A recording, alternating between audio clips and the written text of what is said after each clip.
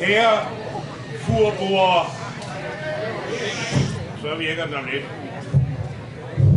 Der var den. Kære furboere og andre venner, så er vi altså samlet for at fejre og glædes ved årets lyseste tid.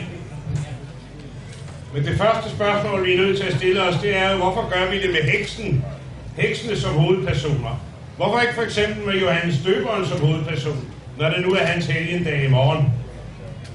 Ja, det er der i hvert fald en god grund til, og det er, at der er ikke meget fest ved Johannes Døberen. Han var alt fuld respekt en fattig asket, der levede af vilde biers honning og var en røst i ørkenen, indtil Herodes lod hovedet kappe af ham. Det er meget svært at have det sket i Johannes Døberens anledning, uden at blive blasfemisk. Men heksene derimod, heksene de er glade og feststemte i nat. Og det de fejrer, det er, at lyset ikke bliver ved med at vokse, og til sidst sejrer totalt. For hvis det var tilfældet, så var det jo slut med alt slags hekseri og trolleri. For det kræver mørke, lige så sikkert som fisk kræver vand. Og fra nu af, eller helt præcis fra i går, vokser mørket langsomt igen. Og derfor skal der festes. De to største fester af dem alle foregår i nat på Bloksbjerg, nede i Harzen, og på bjerget Hekkenfeldt, Hekla på Island.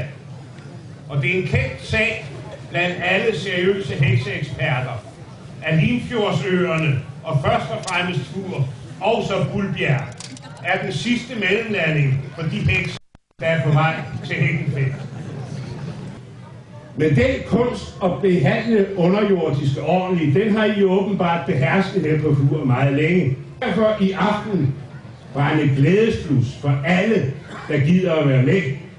Familie, venner, fremmede, mennesker, hekse, trolde, drager, lygtemænd, elverpiger mellem hinanden. Det her bål herude skal ikke være et forsvarsbål og en heksebrænding. Det skal snarere ligne de ildsøjler, som Elverhøj står på, når det er de underjordiske, der kalder til fest. Lad os feste sådan her på Fur i aften, og lad os bagefter håbe, at resten af Danmark tager ved lære af det.